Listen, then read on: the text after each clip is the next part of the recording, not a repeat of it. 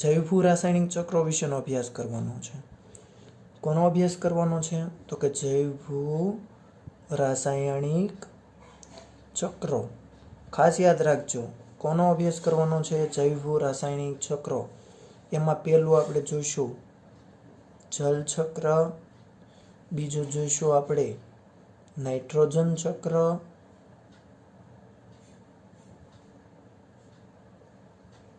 અને ત્રીજું જોઈશું આપણે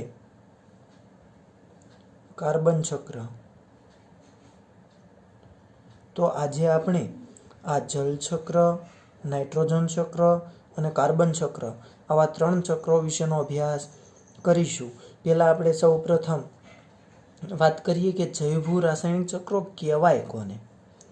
તો કે જીવાવરણના જૈવિક અને અજૈવિક ઘટકો વચ્ચેની આંતરક્રિયા જીવાવરણને ગતિશીલ અને સ્થાયી બનાવે છે. આંતરક્રિયા દ્વારા જીવાવરણના વિવિધ ઘટકોની વચ્ચે પદાર્થ અને ઉર્જાનું સ્થળાંતર થાય છે. તો આ બધી ક્રિયાઓ કેવી રીતે થાય તે આપણે જોઈએ. તો કે જૈવ રાસાયણિક ચક્રો કોને કહેવાય? સામાન્ય શબ્દોમાં સમજીએ તો કે જૈવિક અને અજૈવિક ઘટકો વચ્ચેની આંતર પ્રક્રિયા. જૈવિક અને અજૈવિક ઘટકો વચ્ચેની જૈવ આંતરક્રિયા અથવા તો રાસાયણિક પ્રક્રિયાઓ, જેને આપણે જૈવ રાસાયણિક ચક્રો તરીકે ઓળખીએ છીએ. જેમાં સૌપ્રથમ આપણે વાત કરીએ જલચક્રની.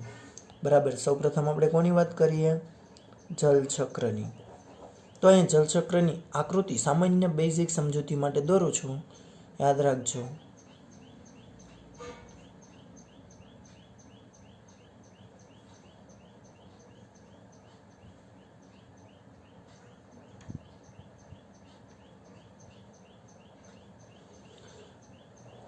યાદ રાખવાનું છે. બરાબર, આપણે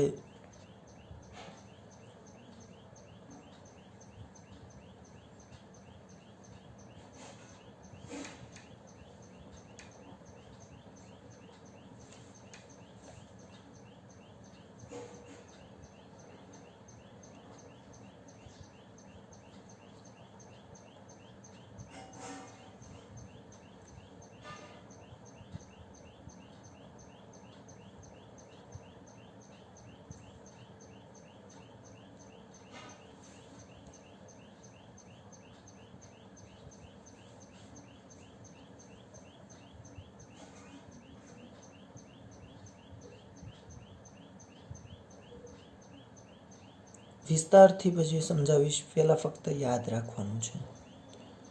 બરાબર,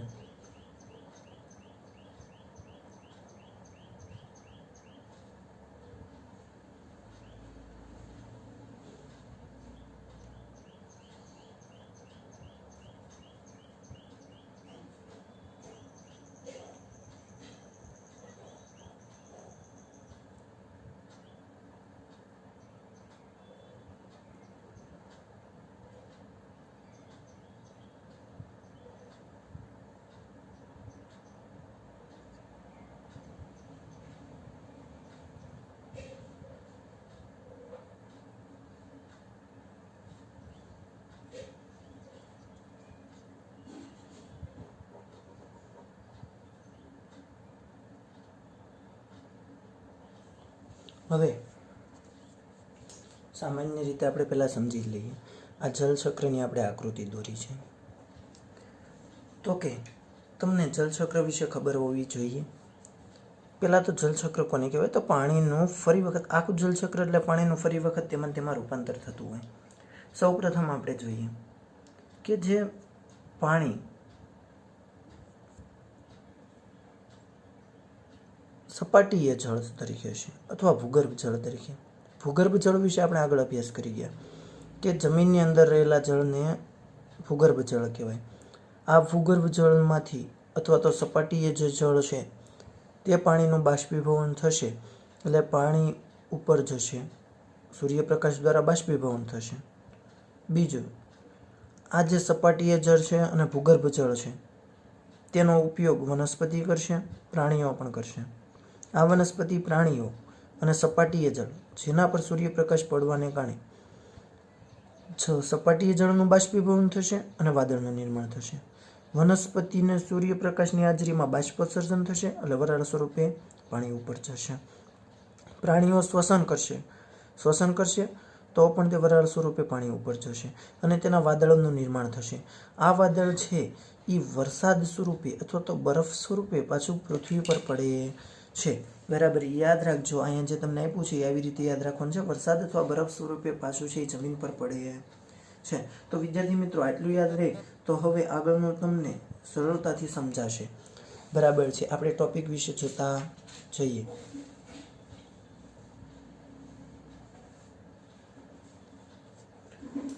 જળાશયોમાંથી પાણીનું બાષ્પીભવન અને પછી સંઘનન કે સંગઠન થયા બાદ વરસાદ કેવી રીતે થાય છે, પરંતુ આપણે દરિયા અને મહાસાગરોમાં સુકાઈ જતા જોયા નથી. તો કઈ રીતે પાણી જળાશયોમાં પાછું આવે છે? આ પૂર્ણ પ્રક્રિયા જેમાં પાણીમાંથી પાણીની બાષ્પ બને છે અને વરસાદના સ્વરૂપમાં પૃથ્વીની સપાટી પર પડે છે અને પછી નદીઓના દ્વારા સમુદ્રમાં પહોંચે છે અને જલચક્ર કહેવાય. યાદ રાખજો. બરાબર, હવે પોઈન્ટ આપણા શરૂ થાય છે જે આપણે જોઈ લઈએ.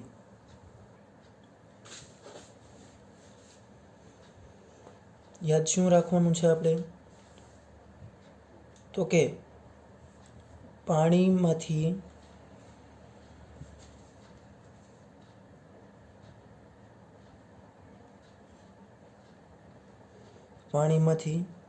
બાષ્પ બને છે તથા વરસાદના સ્વરૂપમાં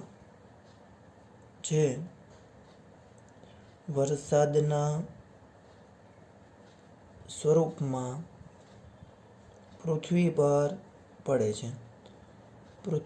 પડે છે અને ત્યાંથી ક્યાં જાય? તો કે નદીઓ દ્વારા સમુદ્રમાં પહોંચે, જેને શું કહેવાય? જલચક્ર. એની શું થઈ વ્યાખ્યા? યાદ રાખજો.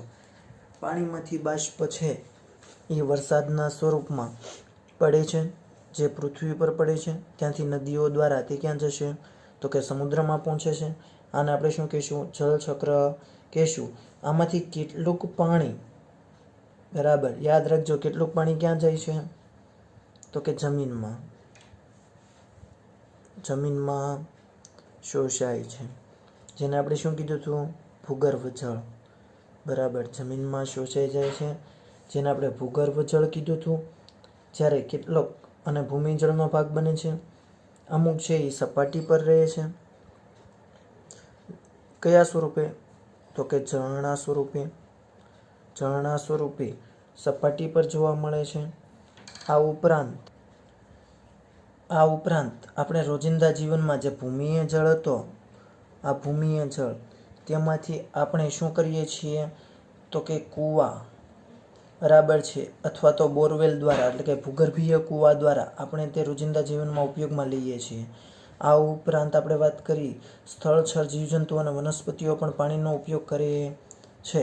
બરાબર, આટલા પોઈન્ટ યાદ રાખજો. પહેલીની વ્યાખ્યા: પાણીમાંથી બાષ્પ બને છે જે વરસાદના સ્વરૂપમાં પૃથ્વી પર પડે છે, જે નદીઓ દ્વારા સમુદ્રમાં પહોંચે છે, જેને જળચક્ર કહેવાય છે. જમીનમાં પાણી અમુક શોષાઈ જાય છે, સપાટી પર ઝરણા સ્વરૂપે હોય, ભૂમિ જળ તરીકે કૂવા કે ભૂગર્ભીય કૂવા દ્વારા આપણે બહાર લાવીએ છીએ. આવા પાણીનું થાય શું? તો એ પણ આપણે જોઈ ગયા કે મોટાભાગના પાણીનું સૂર્યપ્રકાશની હાજરીમાં બાષ્પીભવન થાય છે. બરાબર છે. સપાટી પર જે પાણી હોય તેનું બાષ્પીભવન થાય છે. વનસ્પતિ હોય તો તેનું શું થાય છે? તો કે તે બાષ્પોત્સર્જન કરે છે. બરાબર, આટલું યાદ રાખવાનું છે. અને આ પાણીની અગત્યતા શું છે? તો પાણી છે એ મોટાભાગના ઘણા પદાર્થોને દ્રાવ્ય બનાવે. શું બનાવે? દ્રાવ્ય બનાવે. મોટાભાગના પદાર્થોને શું બનાવે છે? દ્રાવ્ય બનાવે છે. આમાંથી કેટલાક ખનિજ પાણીમાં દ્રાવ્ય થઈ જાય છે. આ યાદ રાખવાનું છે. કેટલાક ખનિજ પાણીમાં દ્રાવ્ય થઈ જાય. નદી ઘણા બધા પોષક તત્વોને સપાટીથી સમુદ્ર કે દરિયામાં લઈ જાય. નદી છે એ પોષક તત્વોને ક્યાં લઈ જાય? તો કે સમુદ્ર કે દરિયામાં. યાદ રાખજો, સમુદ્ર કે દરિયામાં લઈ જાય છે. બરાબર, આટલું વિદ્યાર્થી મિત્રો યાદ રાખવાનું છે. અહીંયા તમારું જલચક્ર પૂરું થાય છે. હવે આપણે નાઇટ્રોજન ચક્ર વિશેનો અભ્યાસ કરીએ. આપણે હવે નાઇટ્રોજન ચક્ર વિશે અભ્યાસ કરીએ. પહેલાં ચક્ર સમજી લઈએ, પછી એની વિશેની સમજૂતી તમામ જોઈ લઈએ. તો કે વાતાવરણમાં નાઇટ્રોજન હોય અને નાઇટ્રોજનનું પ્રમાણ તમને ખબર છે કેટલું હોય છે? 78% હોય. આ વાતાવરણના નાઇટ્રોજનનું સ્થાપન થાય. પહેલાં બહારની તરફની આપણે વાત કરીએ, પછી અંદર જઈએ. વાતાવરણમાં નાઇટ્રોજન છે તેનું શું થશે? તો અહીંયા તમે જોઈ શકો છો નાઇટ્રિફિકેશન. નાઇટ્રિફિકેશન એટલે વાતાવરણનો નાઇટ્રોજન છે એ વાતાવરણીય અને ઔદ્યોગિક સ્થાપન એટલે ઉદ્યોગોમાં નાઇટ્રોજન લેવામાં આવે. હવે તેનું ફરી શું થશે? તો કે નાઇટ્રિફિકેશન. નાઇટ્રિફિકેશન થશે એટલે તે નાઇટ્રેટ્સમાં ફેરવાશે અને નાઇટ્રેટ્સમાંથી ડિનાઇટ્રિફિકેશન કરવામાં આવે એટલે વાતાવરણનો નાઇટ્રોજન બને. તો આ સળંગ લાઈન પેલી યાદ રાખવાની છે. શું? વાતાવરણનો નાઇટ્રોજન છે તેનું શું થયું? નાઇટ્રિફિકેશન થયું.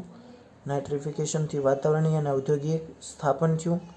તેનું ફરી નાઇટ્રિફિકેશન થયું એટલે નાઇટ્રેટ્સમાં રૂપાંતર થયું. આ નાઇટ્રેટ્સનું ડિનાઇટ્રિફિકેશન થઈ વાતાવરણમાં નાઇટ્રોજન પાછો મુક્ત થાય છે. આ યાદ રાખવા સિવાય કોઈ ઉપાય નથી, એટલે યાદ રાખજો. બીજું છે વાતાવરણનું નાઇટ્રોજન. બીજું સ્થાપન ક્યાં થાય? તો કે વાતાવરણનું નાઇટ્રોજન છે ને એ લીલી વનસ્પતિ પણ લે. આ લીલી વનસ્પતિ લે અને તેનું એમોનિફિકેશન થાય. એટલે એમોનિફિકેશન એટલે એમોનિયા મળે તેને, તો એમોનિયામાં રૂપાંતર થશે અને તેનું નાઇટ્રાઇટ્સ બને. નાઇટ્રાઇટ્સ પછી નાઇટ્રેટ્સ બને અને પાછો લીલી વનસ્પતિમાં આવે. આ ચક્ર એ બીજું થયું યાદ રાખવાનું કે ભાઈ નાઇટ્રોજનનું સ્થાપન લીલી વનસ્પતિમાં થયું, તેમાંથી એમોનિફિકેશન, એમોનિયા બન્યો, નાઇટ્રાઇટ્સમાં રૂપાંતર થયું, તેમાંથી નાઇટ્રેટ્સ બન્યો અને પાછું જીવરસ લીલી વનસ્પતિમાં રૂપાંતર થયું. ત્રીજું, વાતાવરણનું નાઇટ્રોજનનું સ્થાપન લીલી વનસ્પતિમાં થયું. આ ઉપરાંત ત્યાંથી જીવરસ એટલે પ્રાણીઓએ તેને લીધો.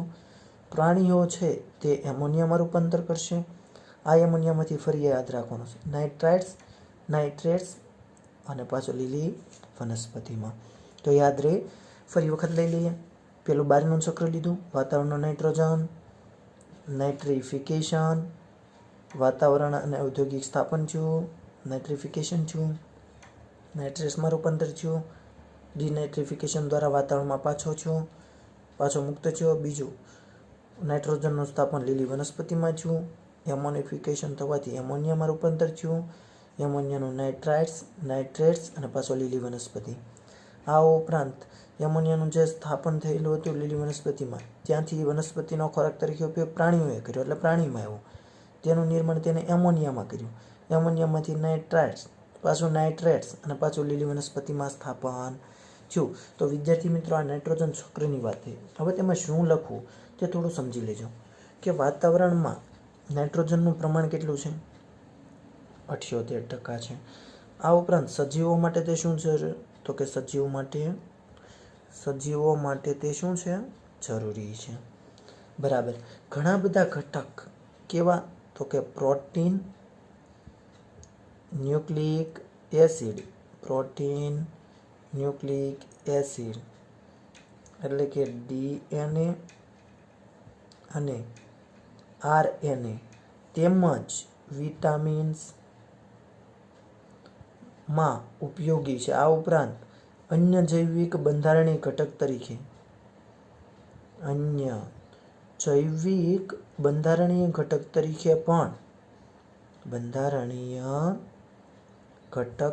પણ મળી આવે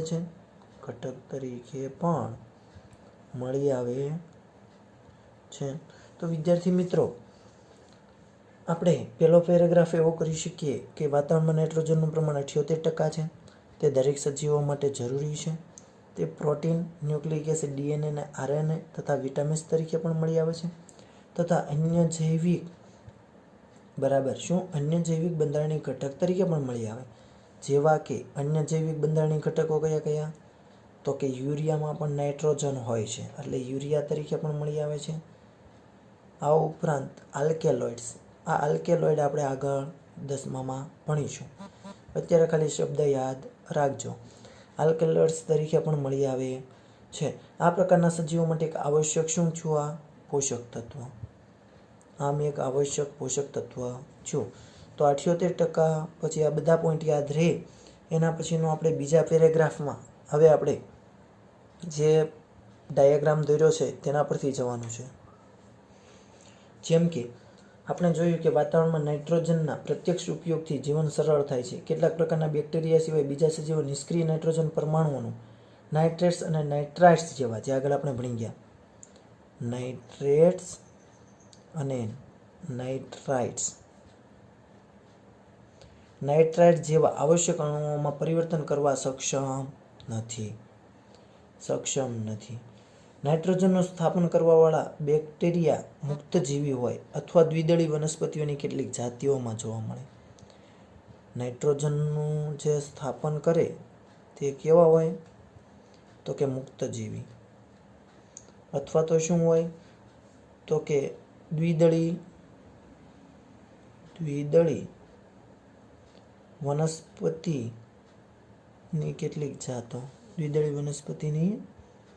કેટલીક જાતો હોય છે, યાદ રહેશે. આ ઉપરાંત નાઇટ્રોજનનું સ્થાપન શિંબી કુળની વનસ્પતિ, યાદ રાખજો, એક માર્કમાં પૂછાય છે. શિંબી કુળની વનસ્પતિઓમાં આવેલ મૂળમાં એક મૂળ ગંડિકા હોય, તેમાંથી નાઇટ્રોજનનું સ્થાપન થાય છે. તો વિદ્યાર્થી મિત્રો, આટલા પોઈન્ટ પણ યાદ રાખવાના છે કે નાઇટ્રેટ્સ અથવા નાઇટ્રેટ્સમાં સક્ષમ કરવા અમુક નથી સક્ષમ. નાઇટ્રોજનનું સ્થાપન મુક્તજીવી બેક્ટેરિયા કરી શકે અથવા દ્વિદળી વનસ્પતિની કેટલીક જાતો કરી શકે. નાઇટ્રોજનનું સ્થાપન શિંબી કુળની વનસ્પતિ, જેમાં મૂળ ગંડિકા હોય, તેમાં બેક્ટેરિયામાં આ મોટા ભાગે તેમાં હોય છે. મૂળ ગંડિકા કોને કહેવાય? તો આ વનસ્પતિનું જે મૂળ હોય તેમાં આ પ્રકારના છે એ ગંડિકાઓ હોય અને મૂળ ગંડિકાઓ કહેવામાં આવે છે, તેમાં જોવા મળે છે. આ ઉપરાંત બેક્ટેરિયા સિવાય નાઇટ્રોજન પરમાણુ નાઇટ્રેટ્સ અને નાઇટ્રાઇટ્સમાં ભૌતિક પરિવર્તન દ્વારા આપણે ફેરફાર કરીએ, જેમ કે ઔદ્યોગિક એકમોમાં પણ ફેરફાર કરવામાં આવે છે. બરાબર. નાઇટ્રોજનયુક્ત સંયોજનો બનાવવામાં વપરાયા પછી નાઇટ્રોજનનું શું થાય? તો એ આગળ આપણે ઓલું જોયું ડાયાગ્રામ, તેના પરથી કે પ્રાણી કે વનસ્પતિ મૃત્યુ પામે તો ભૂમિમાં જાય છે, તેનું બેક્ટેરિયા દ્વારા વિઘટન થાય, ફરી વખત છે એ નાઇટ્રેટ્સમાં રૂપાંતર થાય અને બીજા પ્રકારના બેક્ટેરિયા કે નાઇટ્રેટ્સ તેમજ નાઇટ્રાઇટ્સને નાઇટ્રોજનમાં ફેરવે છે. એટલે ટૂંકમાં આપણે જે આગળ જોયું તેના પરથી છે, બરાબર, કે આ નાઇટ્રાઇટ્સ અને નાઇટ્રેટ્સ છે તેનું ફરી વખત વાતાવરણમાં મુક્ત થાય છે. તો કે ભૂમિ અને પાણીમાં સાદા અણુઓના સ્વરૂપમાં પણ ફેરવાય છે નાઇટ્રોજન. તો વિદ્યાર્થી મિત્રો, આટલું યાદ રાખવાનું છે. અહીંયા સુધી રાખીએ. કાર્બન ચક્ર આપણે આવતા લેક્ચરમાં લઈશું. જય સ્વામિનારાયણ. અસ્તુ.